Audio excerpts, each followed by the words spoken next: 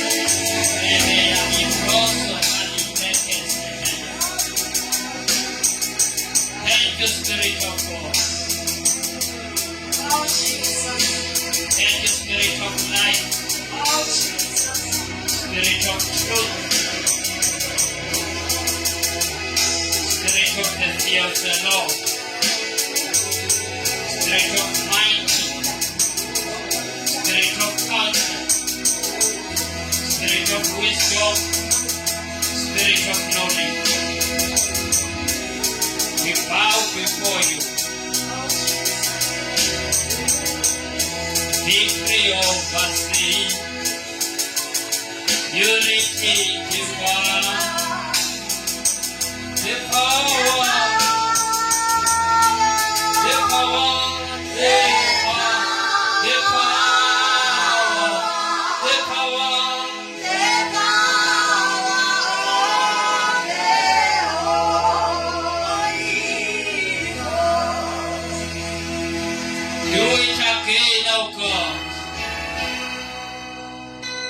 in our generation. Thank you, Jesus. Tell us yes, we are not egameni likaYesu.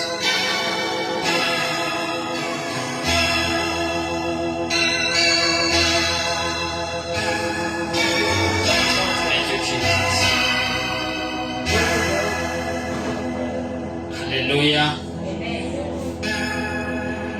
Last Chile Bible zethu Ngizwa ngithula Matthew chapter 24. Ngiyangithile incwadi yesithilelo chapter 14. Sithandaze. The power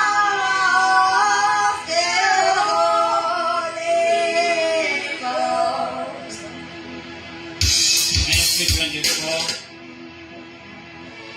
Funda verse 9.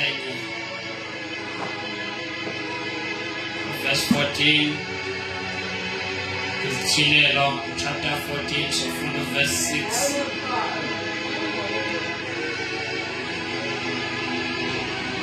Tifuna ke sibambe into ethi usuku olo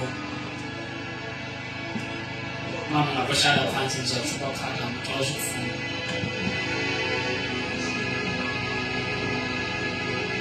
Lusuku uThixo awaliseka ngokwakhe. Oh Jesus. Kwaye elazi ukuba kunonyaka ka-2026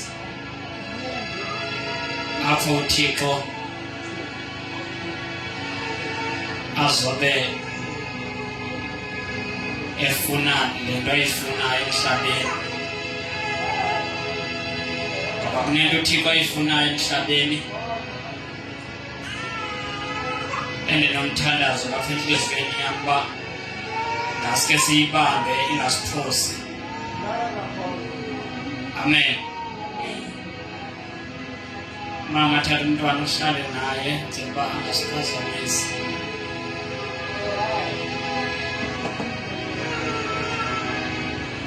Ithi iBhayibhile incwadi yeNtshumayelo chapter 3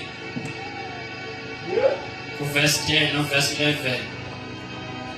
uThixo ubeke iphakade. Mama uyasiva isiXhosa? Awusiva tu? Kancane. Okay, athatha ngaso. Tata uyasiva mose isiXhosa ne? Natata apho emva isiXhosa uyasiva? Alright. Ukhona omnye ongasiva isiXhosa? Mama uyasiva isiXhosa? Mama emva uyasiva isiXhosa? Alright. So, uthi umbhalo weNtshumayelo 3 verse 10 and 11 uThixo ubeke iphakade enhliziyweni yomntu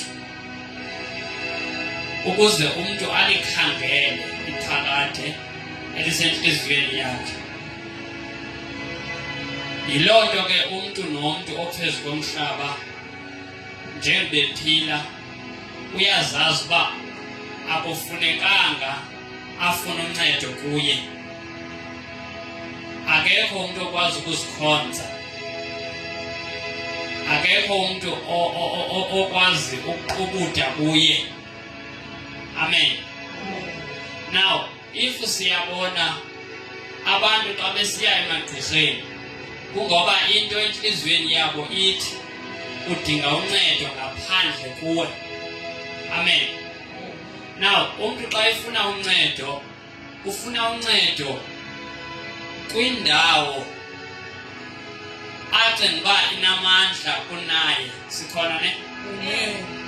Ngoba emntwini njengoba kukhona umoya nomphefumlo nomzimba lo, umoya oba nehanga, umoya nawo. Sikhona? Now, awumonelisi umoya wakho noba ungazitshaya drugs, umoya uneni. Sikhona ne? Amen. Oselayo angabusela utywala but umoya wakhe awuneni because uThixo wayenza ngesibongo apha enhliziyweni yakho wafaka i-eternity ingunaphakade. Sikhona awunasizulu iBhayibheli yesizulu. Cela nje ngitshela le chapter ngenda evesizulweni ingathi mnandi. Umshumayeli 3 quickly.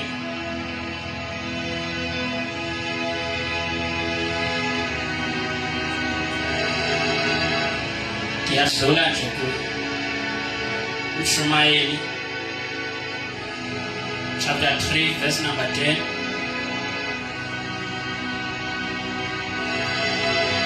Funeka mic yakho.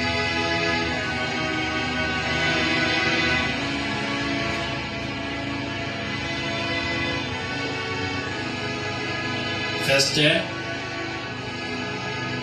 Verse 10. Yeah.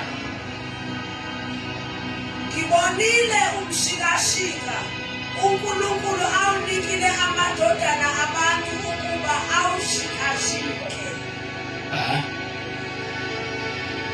Verse 11. Wenzile konke kube kuhle. Yeah. Esikhathini sakho.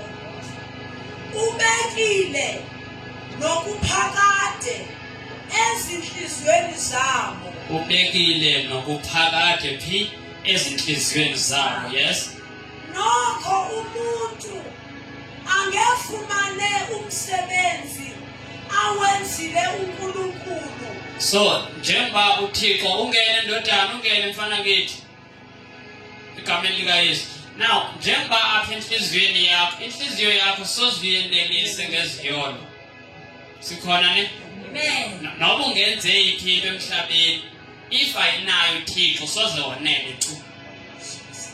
Sikhona? Amen. Noba umzekelo ukhonza kwezicawu zomqondo still kunebele into okuncediswa ngazo soze inhliziyo yakho yonele. Ngoba apha enhliziyweni uThixo ubeke lento ingenasithelo. Sikhona? Xa kuthiwa ingunaphakade i-eternity. I-eternity means there is no end. Amen. There is no end. I-eternity ke inje kukhona i-eternal life efunyanwa ngabantu abafele kuYesu nabazoqhilwa nguYesu xa eqhila ibandla. Ngabo abazofumana i-eternal life apho kuzobe kukhona ukonwaba kuphela.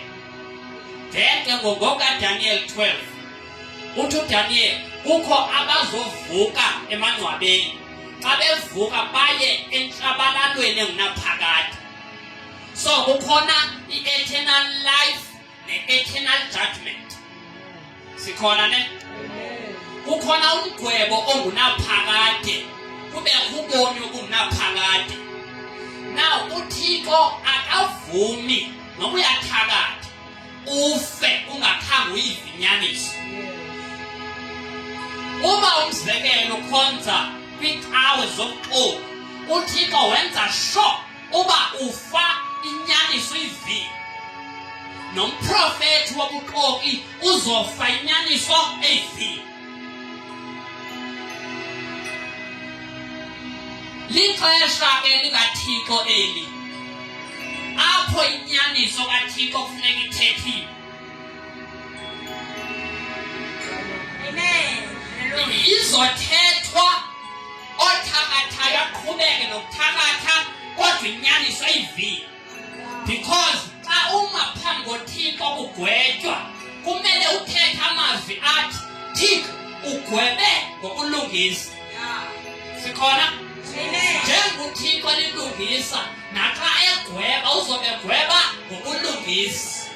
So njengoba egweba ngokulungisa wonke umuntu ose-South Africa kufuneka eve inyaniso elilizwi likaThixo, hayi intsomi zokuqhathwa ngabashumayeli abashumayela ubutyebi bungekho.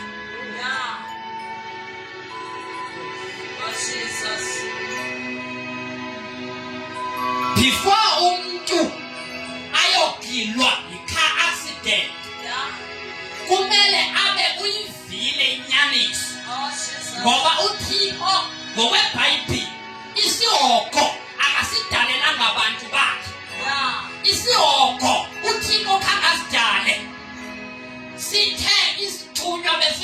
ifa xa siwa Yeah. senza isihoko. Now isihoko sizoya abantu abathe baphakamela uThixo. One, umuntu wafuna ukuphakama. Jesus. Because xa uthakatha uzenza uThixwana phezu komhlaba. Yeah. Wonke umuntu othakathayo uzenza uThixwana phezu komhlaba. Because sube ufuna ukoyikiwa ngabantu. Yeah. Kanti emhlabeni akumele kunomuntu esimoyikayo.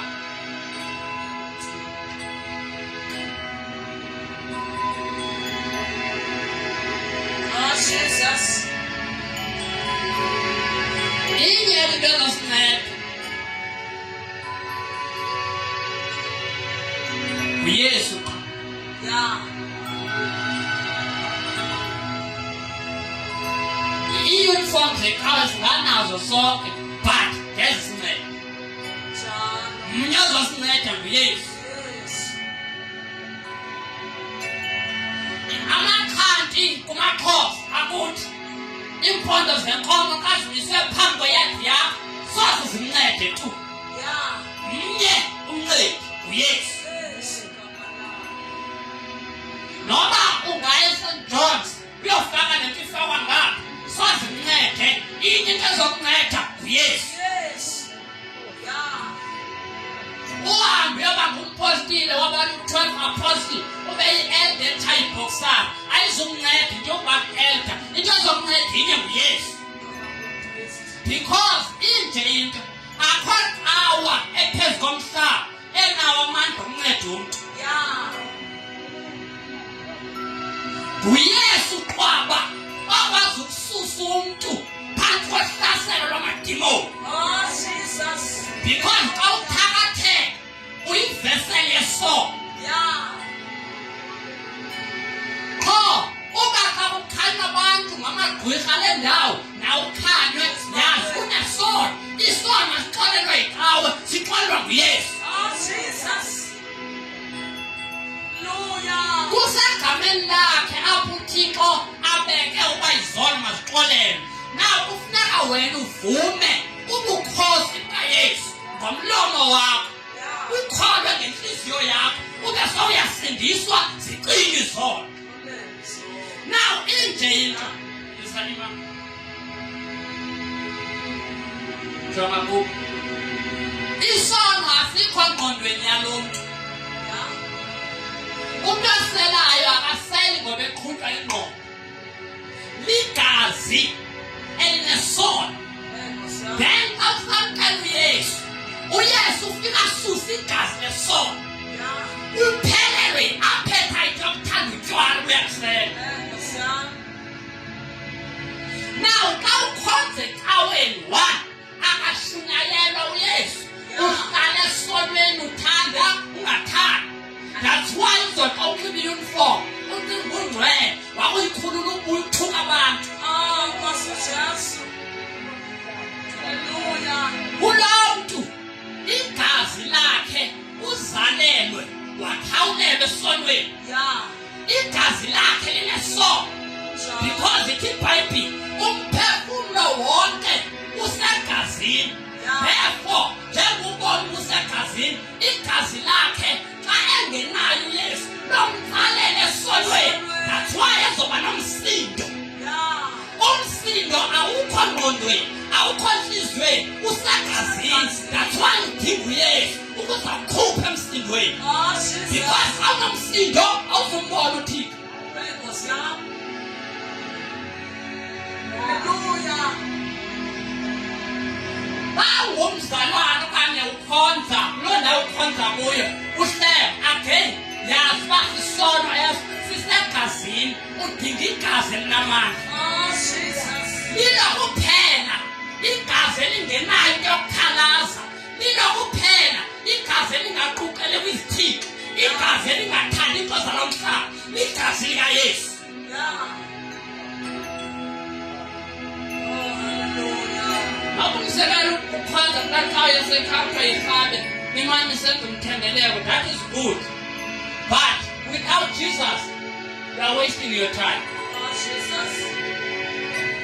Igazi lalo muntu lishushu sisona. Yeah. Lilangazelela rhoqo xa evuka engena Yesu. Kuba intombi uzovuka efuna abafana. Kuba ngumfana uzovuka efuna intombi. Ayangqondo, ayasexuality yakhe. No, ligazi. That's why you give Yesu. Ngoba uYesu wenziwa zonke ezizona phezu kwalo mhlaba. Yeah. Noba sesiphi isono esiphezu kwalo mhlaba xa ungumbulali again, uYesu wasifela isono sababulali. Yeah. Noba umzekelo uyavuka ekuseni ulangazelela ububi unomona, still uYesu wenziwa sosono. Yeah. Zonke izono eziphezu komhlaba, Jesus was made those sins. Hey, Pastor. Oh, Jesus. Isono sokreqezo, isono sokuhleba, isono somona, isono sonqulozithixo, isono sokuya emangcwabeni uyothetha nookhokho bakho, isono sokuthanda imali. UYesu wazifela zonke ezo zono, zafakwa kuye nguThixo ukuze xa uvuma yena uYesu uThixo asuse isono kuphele apha ekhaya. Oh, hallelujah. Yesu kuphela thandaza kuyena. uYesu kuphela. uYesu kuphela thandaza.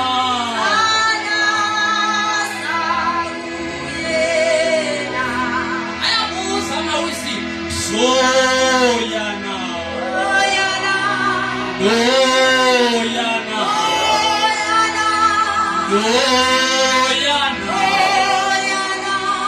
Zoyana,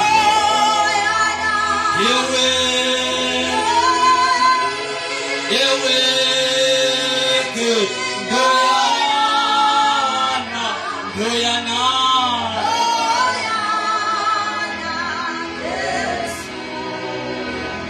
Ningawakhupha amatikiti niye kwanyanga ntathu.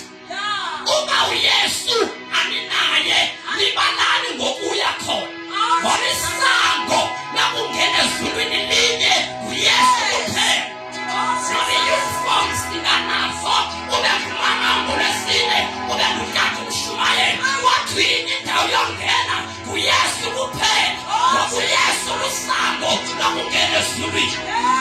Ngaphandle kwakhe abantu bazophelela amangcwabeni, and akuvukwa bazoya entlabalalweni. Wethuka usezihogweni. Hallelujah. Andifike njani apha? Hey, Pastor. Ufuna uYesu uzofika. Yeah. Hallelujah. Naxa ukuye uYesu umvumile, Yeah. awuhlali esonweni. Jesus. Ngoba uThixo kwinto yonke ayithembileyo kwalixesha lethu ligazi likaYesu. Yeah. That's why asithi uYesu ndinika isitshixo sobukumkani bamazulu. Asinikwanga nongqunga wase-12 Apostles. Hey, Pastor. Asinikwanga lirhanyana limpompo. Yeah. Asinikwanga shembe natata. Yeah. Asinikwanga cawe zabaprofethi bokuqonda. Abalikhathayo kule country. Hey, Pastor. Sinikwa ibandla likaYesu. That's why uMatthew 27 esithi wakrazuka ikhuselo. Nalakhuselo uma likrazuka lalivulela wonke ubani azomvuma uYesu. Awuyelwa ngumprofethi, uthathi umani kwi-one-on-one, uyaziyela kuThixo. Awukholwa kuYesu. Uma ungakholwa kuYesu sukuya kuThixo, because ongenayo uYesu akanaThixo. Njalo. Ungenayo uYesu anganayo uThixo. Hayi Nkosi yami. Oh Jesus. Ithi iBhayibheli uYesu ngumfanekiselo obonwayo kaThixo ongabonwayo. Yeah. Ithi iBhayibheli uThixo wakhuphela ubuthixo bakhe uYesu. Yes. Themba icawa wena. Hayi Nkosi yami. So yana do yana Oh yana. do yana Oh yana. do yana Oh yana. yewe iti ni do yana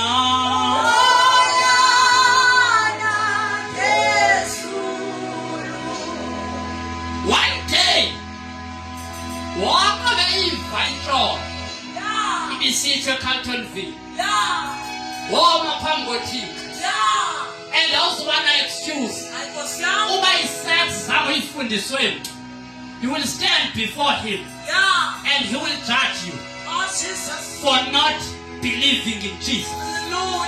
Ngoba kumele sikholwe kuYesu.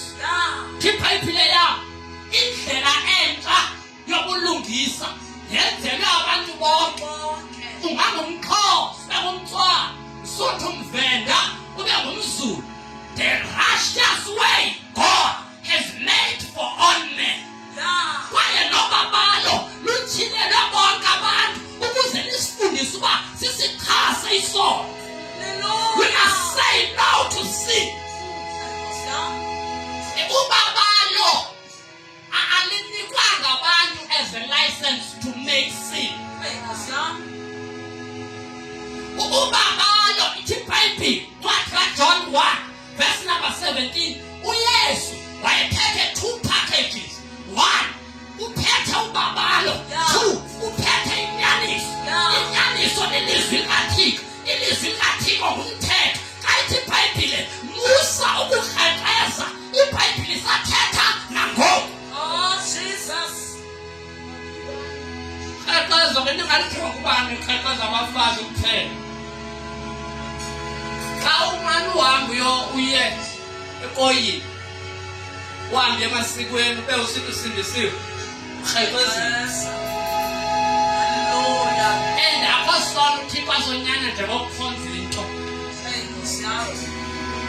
Ngoba manje yami niyo kulamatha pha east pha phambi kwegate nyama ohlala emakhukhweni kosha shay. Akayifuni uThixo lonke. Uka umani wami uyoqhumisa impepho usigqume phaka kubo. Akayifuni uThixo lonke. Uquka esonweni. Kuquka esonweni. uThixo ulithasile unqulo uThixo. Isithixo ingabe ngabe into ebonakalayo. Mhlawumbe uchitha ixesha lakho imini yonke ubhizi cinga ngemali. Ethi iBhayibheli uThixo ingqondo yakhe lokucinga ngomntu. Wena umlibalo uThixo ube wenziwe nguye ngomfanekiso wakhe. Abefuna ukusindisa abantu emaXhoseni. Wena ubhizi unqula izithixo. Repent.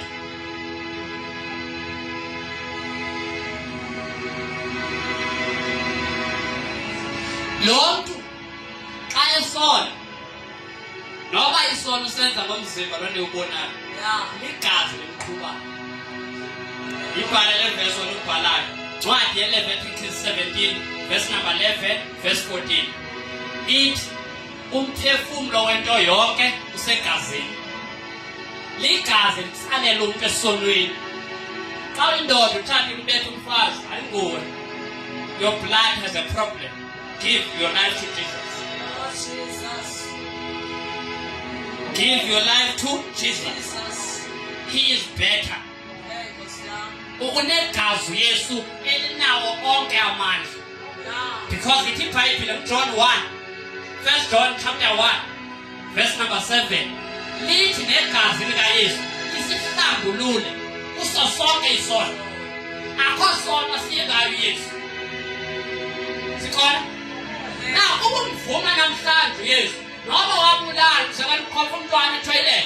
Now uthi uYesu ukususa neso sono. Because it Bible kwathi Ndumiso 103 verse number 10 going to 13 ithi uThixo akasiphathi ngokwezono lethu xa sithe sasivuma isono. Isono siyavunywa. Sikhona? You confess it. Uba ngumuntu one bese uzonda abantu leko uthethe nomakhelwane nexhala. Still confess that sin. Jesus can help you. Because it is Bible uKristu uluqolo lwethu. Now ukunengxaki nongaxoleki thatha uYesu. He is the solution of whatever problem you are facing.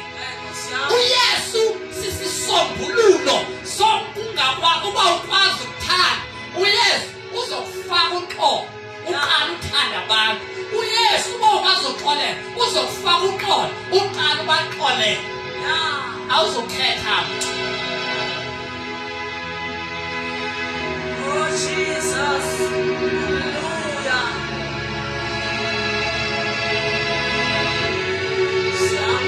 Akekho ozoya ebukumkaneni bukaThixo without Jesus. Indlela ihamba kuye.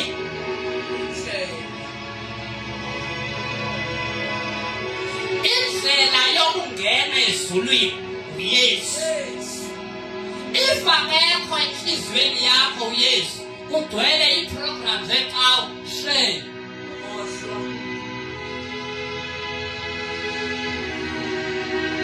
Yawatsho kwaZulu uyelani uThixo ilakha lisekho. Uyelani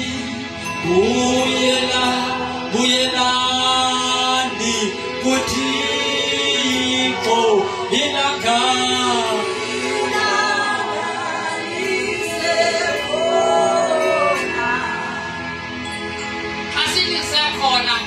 Because usaphila phezu komhlaba. uThixo asibuyeli ngengqondo. Asibuyeli ngantoni? Ngengqondo. Okwesibini asibuyeli ngokuthetha ngemilebe yomlomo nolwimi oluqokayo. Sibuyela ngenhliziyo kuThixo. Sikholwe kuYesu. Because it is Bible uThixo ulithululile uthando lwakhe ezinhliziyweni zethu ngomoya wakhe oyingcwele. Okwakhe uThixo ukuqondakalisa ngalento uba sithe sisesesonweni kwathi uThixo wasithanda. Akasithandanga ngoba sonke savuma uYesu. No, sithe sesemanyaleni wathi uThixo come out. Sithe sithanda ukuhleba wathi uThixo come. uThixo akwasono athi hayi esisikhulu kunesi. No, ziyafana. Xa ungakholwa kuYesu usesonweni now udinga uYesu. Sikhona? Now wasithanda uThixo ngothando lokuncama unyana wakhe omnye ekuphela kwamzelela. Ekusithandeni kwakhe wasixolela. Because it is Bible zonke izono akasazibaleli kulo muntu. Kodwa ikayidinga kulo muntu ukuba vume ngomlomo akholwe ngenhliziyo abe seyasindiswa. Asogqiba ahambe ungcweleni. Ekuhambe ungcweleni sayakwaZCC.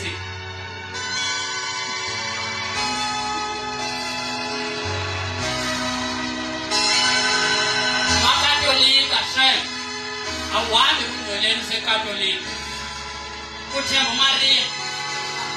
uMaria akanawo amandla okuxolela isono.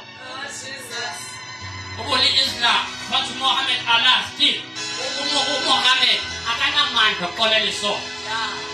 uYesu angumprofeti wethu.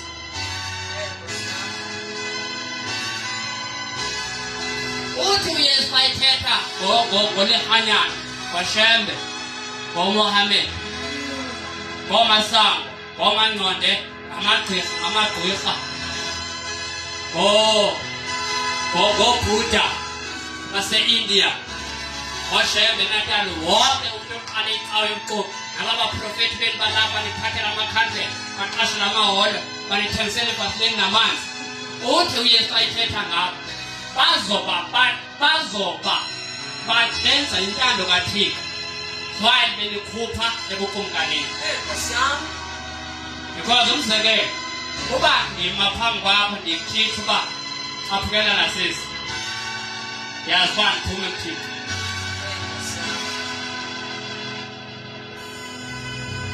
njengoba uThixo eluthando nawe ubuyesu thanda abantu aba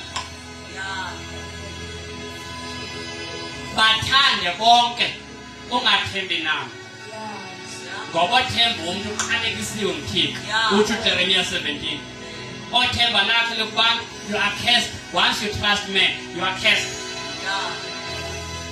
Siva amen but once you trust man yazi uba utheni uqalekisiwe nguThixo umuntu ayingoyokhonzwa umuntu aqutshudwe emntwini that's why uyesu uthi esesemhlabeni uthi akhonani olungileyo uThixo yena lona uthi Yesu that's why yonke imihla umzalwane kuyafuneka uphile ukuhlambulula awuhlambululi ngoba wonile uhlambulula daily Jesus namehlo nenyama ifake perfume ezinwa kamnandi ngone nephakama ngone bomhle uphakama stick sozungawakha amaqhaba sisona yes xa usenza isona sempakama udlelana noSathane ndithi iBhayibhile uziphakamisa uzothola njengoba siphezu komhlaba ne xa uthotywa nguThixo uzothotyelwa ezogwini uSathane wathotywa ezulwini wezaphi emhlabeni then wena uphezu komhlaba phakamela uThixo ungakholwa kuyesu yaphi ezogwini Jesus Nandiyoshumayela abantu balapha icela abantu izogo sikhona xa ungakholwa kuyesu uthembe isipeleti esibhalwe ZCC uzesogwini kukholwa kuyesu zixolelwe izono xa ngalamini ufa ngayo xa usifa ufa namhlanje umphefumulo wakho uyolinda eparadise if awukholwa kuyesu uya straight ezogwini Jesus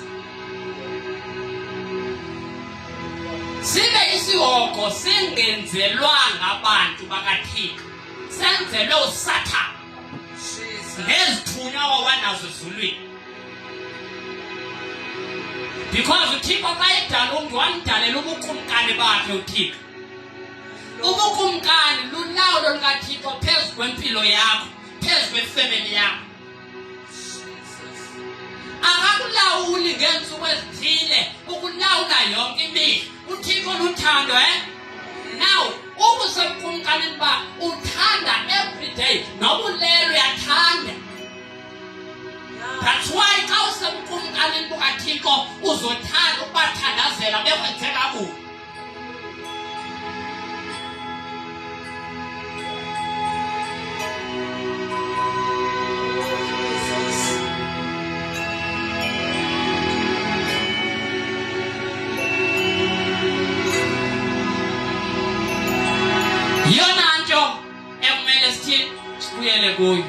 Kingdom of God, where God dwells. Apho uThixo ahlala elawula ephethe khona phi ebukumkanini. Umzekelo mhlawumbe intente simane siyivala sikhona ebusuku akubikho mntu apho ebusuku basebhedini yakho uThixo he must dwell in you, then you dwell in his kingdom.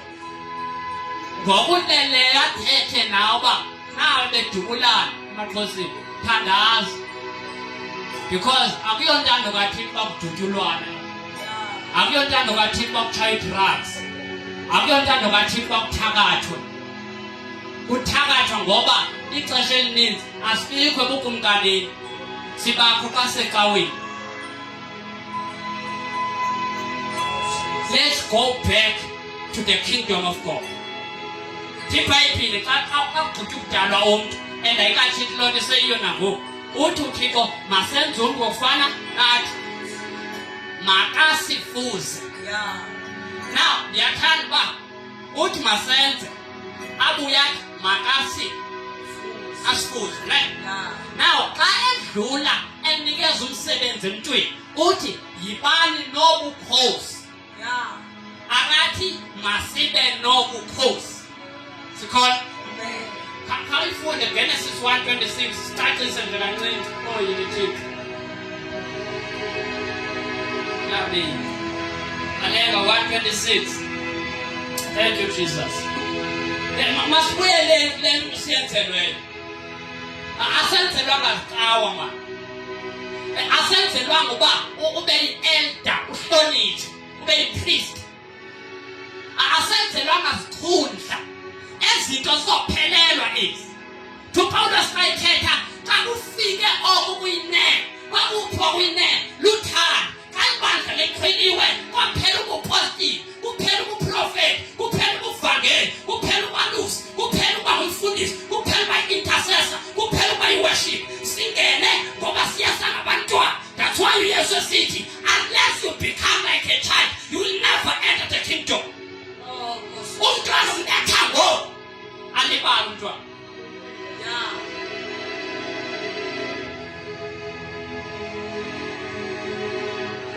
Thina bantu singabantu sibadala and sivese badala nakuThixo. Inhliziyo zivaliwe kuthiwa 1:26 is that? 26. Yes. uNkulunkulu wathi masenze abantu ngokomfanekiso wethu. Wathi masenze niyayivane. Cela nje izani bantwana bami mfizana quickly. Mfizana quickly.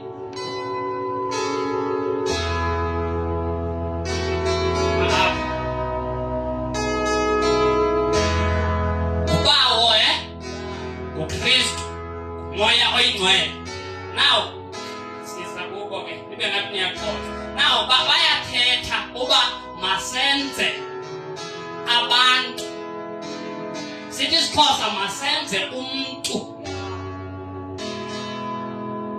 Xa kuthiwa umuntu akubalwa gender enye. Sikhona. Now into xolo dad. Now yayingu-Adam apha ku-Adam kukho Eve. Njengoba u-Adam uzalwa nguThixo, kuThixo kwakukho u-Adam, uThixo esadala. Sikhona? Wayethu u-Adam, wayenguThixo, xa ethi uThixo mandidale amazulu nantoni nehlabathi. U-Adam wayebani? WayenguThixo. Sikhona? Now xa kudala u-Adam, u-Eve nako u-Adam.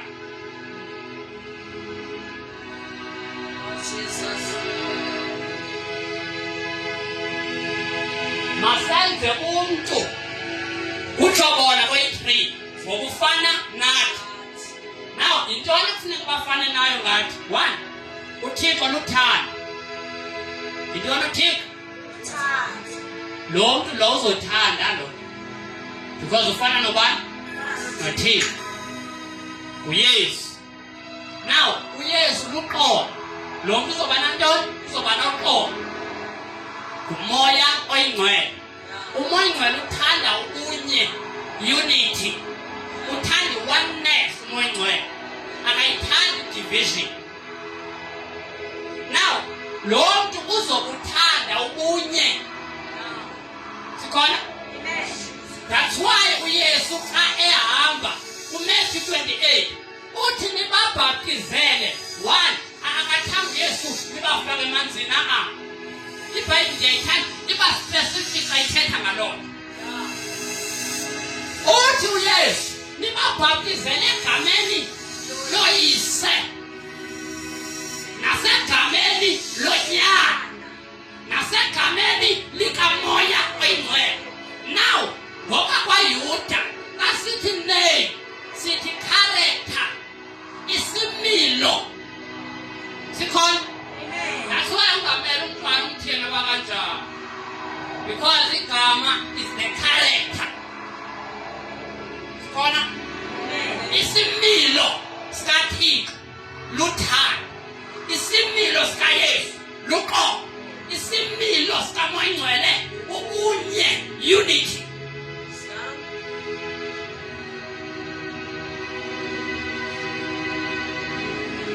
Wawungifele invite nomakhelwane wakho enacabana ngo-2010 uthi niphekile makhi yapha woza sidla.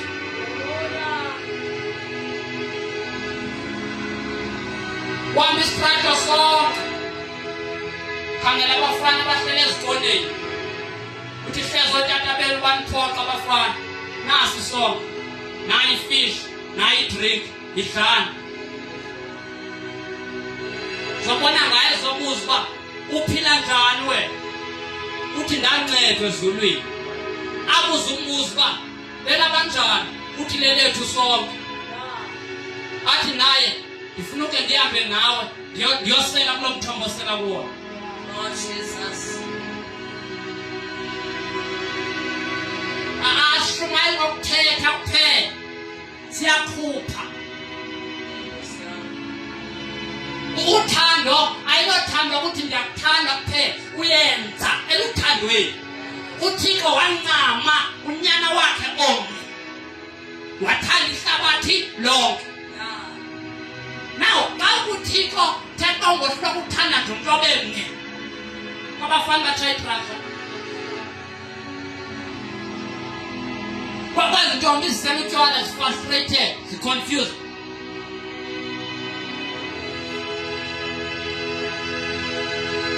Oh, kanentela imali niye amana lekuyisele kawini tipayiphi loboleka ihlwempu opha ihlwempu ubone kuThixo bakhanda i-10 yokuthenga nje i-chips eziyi-5 unika abantwana obabonayo ukuba they are struggling because in love we act. Uthi uYohane xa ethetha musani ukuthanda ngokuthetha sokuthi unempilo enhle ubona umntakwethu okanye ubona nje anyone in your city abe-struggling sogqiba lwesigcino.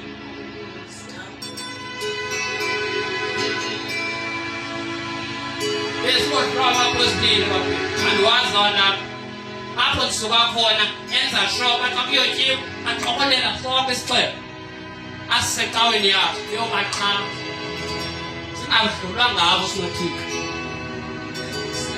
We act in love, we do what God did. Elisuku akalala ngozela ithi iBhayibhile he is at work even now.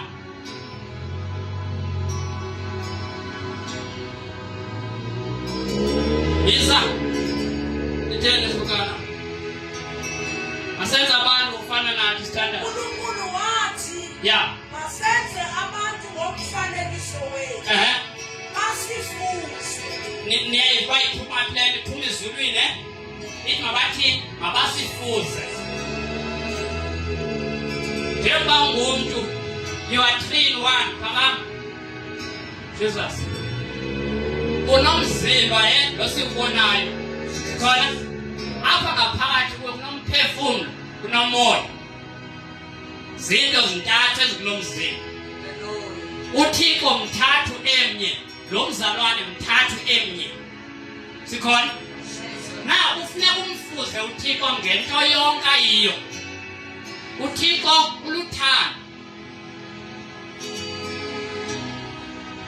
ikawe babhem please masiyekeni ikawe andithi ningayi kuyo nyandithi yande ekaweni but dlulani ekaweni mabuphilelwe ubukumkani bukaThixo. uthi uThixo mabasifuze yiza mathapha babuse phezu kwentlanzi zolwandle. sathi isiXhosa mababe nolawulo mababe negunya sithi isingesi have dominion sikhona. Now awukwazi uba nedominion ungeyo king Because uThixo is king. God is the king of glory. Then athi masifane naye xa silangazelela icawa ngaphezu kobukumkani bukaThixo asingabo abantu. Andiphinde ndithi xa silangazelela ireligion more than the kingdom asingabo abantu. Intaka ngokuthini? Yakuthini? Inga ngokuthini? Ngokutshintsha isizini. Inhlule inga. Nokungayithela iphinde inhlule. But umuntu walandela ireligion kaSatan. Because as divisions zingaka sizalwa ireligion. Religion is the mother of division. After religion, ubona abantu bethandana ukwana yazi babo bantu bakwi-religion. I-religion isuka kuSatan. uThixo wadala ubukumkani. Ethi iBhayibhile kuGenesis 11 abantu babenthethonye benolwimi olunye bevumelana ngento enye ngoba babesesaba ubukumkani. Wathi uSathane angene phakathi wabo wathi omnye wabo masizenzele igama.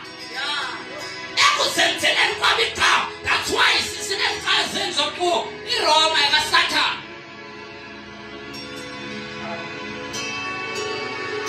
Hallelujah.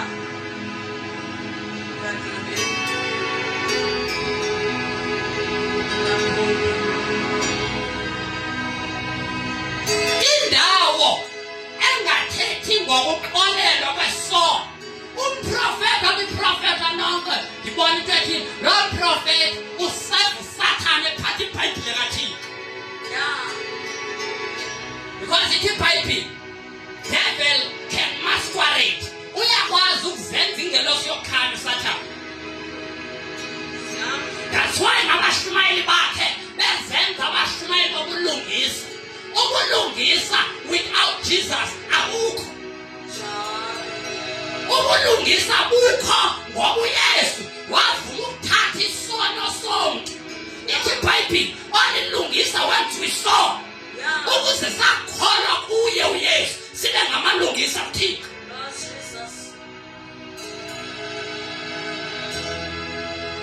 Umuntu ngantoni? Nge-kingdom, nge-dominion. And umzekelo i-ANC, DA, zonke ezi-political party azizulinceda tu.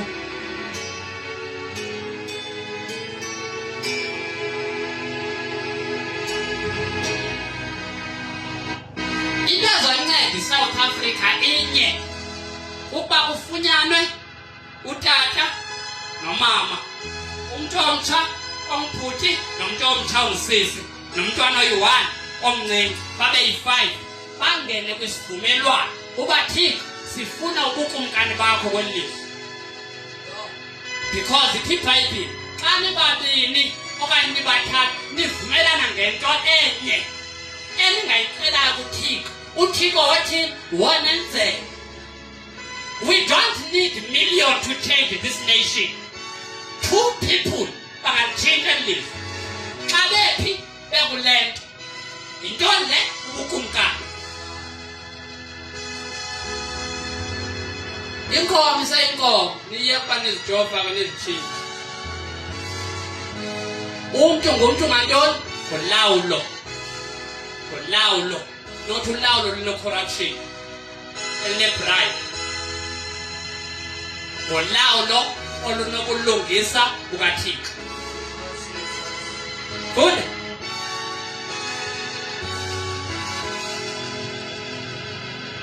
Basifuze. Yes. Babuse phezu kwezinhlanzi zolwandle. Ningayozenza omamlambo. Lawulani inhlanzi. Ningathwali ngazo inhlanzi. Yiza. Nezinyoni zezulu. Nezinkomo nomhlaba wonke. Umzekelo ibala nenkomo balawula nenkomo. Inkomo kumele uqale kuyindlela asicela ukukhanyisela bohadele kade kufinulele khona yaziyo phezu komhlaba enzekayo yeka lana somphazamisa ulele yeka lana lele lana akanasabelo phezu komhlaba akazi noba kwenzekani apha Isa Nomhlaba wonke. ngaphezu komhlaba wonke siyayivane ubulapha eSouth Africa ilawo uyihlawula ngomthandazo kuyakholwa kiso uba ukhona here is the chance to come to Jesus. Jesus.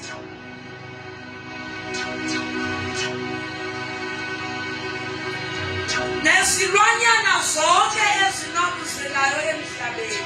Ake sivale Matthew 24 verse 14 sithandazo sifunde together no Revelation chapter 14 verse 6. Thank you, Jesus. Matthew 24 verse 14 siyathandaza. Matthew 24 verse 14. Yes. That's Mike.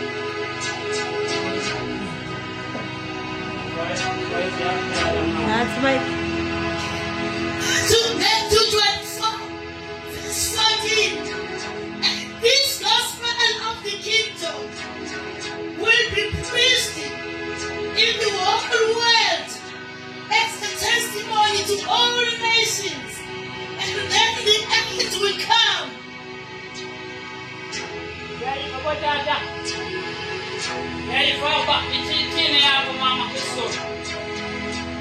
Leli vangeli lombuso. Elantoni Lombuso. uqhwenga uGenesis yibani nantoni yibani nombuso uyaye uthini ke ngokuyesu uthi leli vangeli lantoni Lombuso. lizawuthini Liyakushunyayelwa ezweni lonke. niyayiva ne singafiki nithi hayi becomes a whistle siyaphile phaya philo hey igospel eyantoni eyobukumkani bukaThixo umusashumayela ubuciko ukashumayela ubukumkani ulibazubuya kaYesu ngoba uYesu izabuye ulindela verse ayona verse esisiphe imfazwe yaseParliament eKapa eSouth Africa i-EFF iphikisana ne-ANC lomfazwe ithi bandla shumayela uMateyu 24 verse 14 uziyeke izinto ngoba isiphelo asilindanga enye into imfazwe zizibonakaliso nje indlala zizibonakaliso but the real sign of Jesus Christ coming is Matthew 24 verse 14. Oh, Jesus. Wathi uThixo ngo-2021 ngalo suku mawushunyayelwe ubukumkani kuphunywe uphoqo wada uyadayiko not but this gospel of the kingdom kumele ishunyayelwe ngaso isibili because abantu ababuyali uThixo ngoba sifika simise icawe zethu ebantwini elithi iBhayibheli kubekwa ingulawo phakathi phi enhliziyweni ikingdom kuphela ezokonelisa inhliziyo zabantu igospel yombuso kaThixo ezokwenza inhliziyo ubazonele zixole zibe ngathanda zithande bonke abantu ziqolele bonke abantu asizuba naxolo uma sisabetha imessage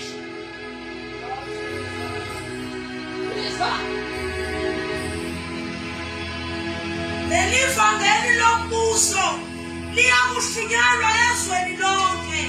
siyayiva ne umusukaphi embona ungafika ukuze phaba iphi kanyanga lehanyani yeke ayikunceda lonto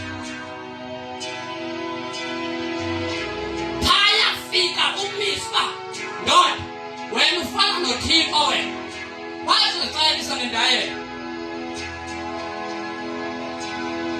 uba ngomzulu ufaka iziphahla still wazixayelisa ngento zezilwanyana kodwa kuthiwe wena mntu yiba nobukhosi phezu kwezilwanyana useziyona ufaka intambo still uyamxelela bheka ku-Ezekiel 13 verse 17 uphande uba xa ufaka intambo ubotha umphefumulo wakho awuzuba nempumelelo wethu usiqokisa apha. There is no protection esentambeni. Sikhuselwa sakukholwa kuYesu. Yeah. Because asikholwa kuYesu, 1, siyaguquka. 2, asiguqukile, uThixo uyasiphilisa kuzo zonke izifo. Yeah. Ngoba kwasifo esingahlala mzimbeni mnye noYesu. Hallelujah. uYesu akufika mzimbeni uyasihlangula, delivering us. Oh Jesus. Kuyo yonke oppression, akho demon engakucinazela ube uYesu. Uma uYesu umthatha as the religious man, shame on you. Because uYesu akhanga qale ecawa, uYesu akhanga qale Roman Catholic, uYesu akhanga qale nene ecawa, into abayisisile babubukumkana. Yeah. Wafika washumayela bona uYesu. Jesus. Ilaka sithi fundani kum. Yeah. Ngoba mina ngithobekile ngokwenhliziyo, nginobulanga. Yeah.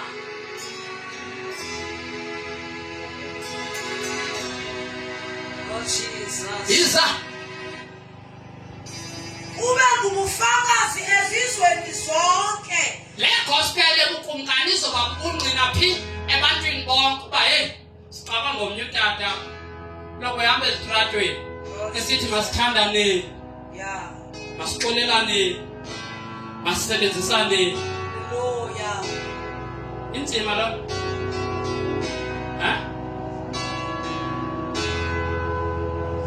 Nguwe nje yomesho Shoprite. Uthando lwam kuwe luhlala luhlele azozani khothe enkosi yebumnandini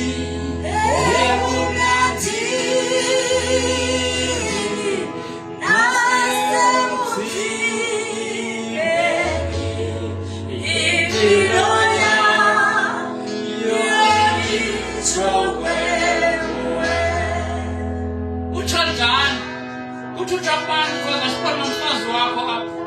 Sinthetha noThixo. Abuza umntwa noThixo ngoba batheni uthi nawe ulihlwephu. Take Jesus.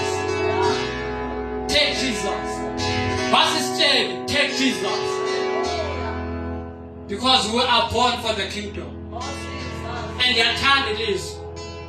Incwadi yeNdumiso chapter 33 verse 11 ithi icebo likaThixo alitshintshi.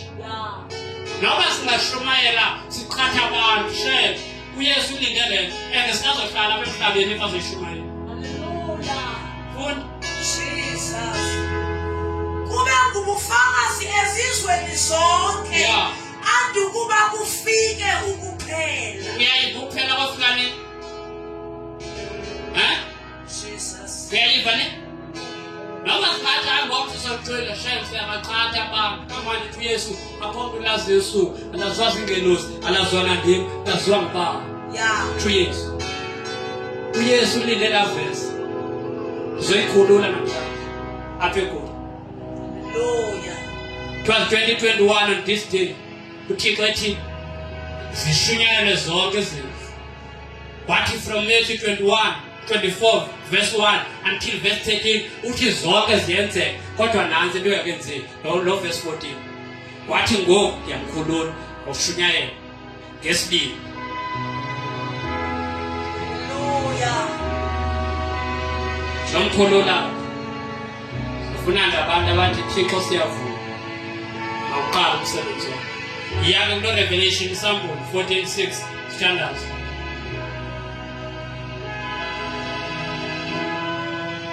Verse 6. Verse 6. Yeah. Ngase ngibona enye ingelosi indiza emkhathini wezulu. Yeah. Inevangeli eliphakade. Siyayibona ntoni? Yena ntoni? The gospel of everlasting or the everlasting gospel, the gospel of the eternity. Noba singazama yonke intshumayelo ezofika ithi fit in ezingqondweni zabantu, shame bandla. Oh, sign ezulwini Thixo. Isa ilishumayela kwabahlezi emhlabeni. niyayiva ne? Yayilishumayela phi kwabahleli emhlabeni. Isa Nakuzo zonke izizwe kwizizwe zonke nemindeni yes ne-families nezilimi nazo zonke languages kushunyayelwa ntoni? The everlasting gospel. I-gospel yobukumkani okanye i-gospel yongunaphakade nabantu bonke ungakhethwanga uba hayi this one is a poor umlungu lona utyebe kakhulu mandihambe i-gospel yabantu bonke wasisitye ufuneka uvinyanise ugwetywe kakuhle mthini isa isho ngezwi elikhulu ithi mesabeni uNkulunkulu. siyayiva i-gospel. I-gospel ayithi izamu yesu zoxeshwe manje ayo-gospel leyo.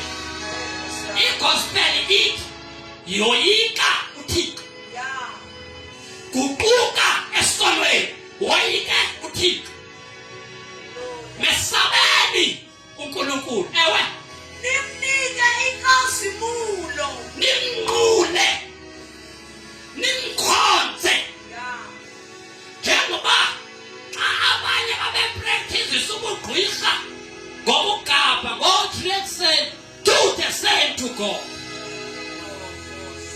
Kamama sime ngenyawo.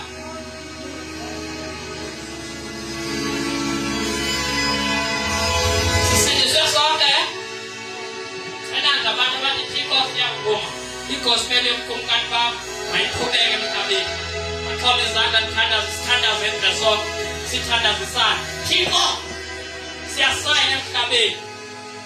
Let the gospel of the kingdom be preached. Phela ke sizapha ngaphambili sizothandaza sonke asubekana sakhe umoya ngcwele uzokwenza ngokwakhe egameni likaYesu. Phela ke tata mbona usiphakamisile nawe tata emva sonke sisengaphambili.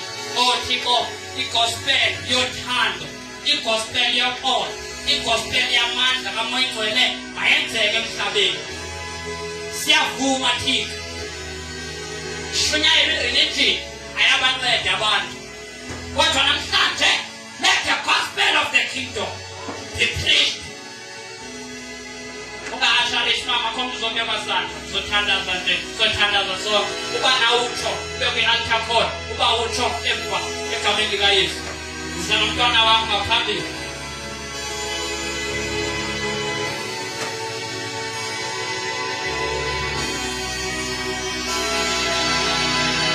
This is the only message we need.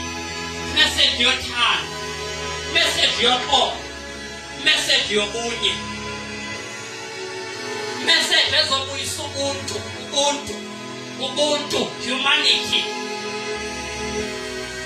Vala amehlo wethu, vula inhliziyo. In the name of Jesus Christ.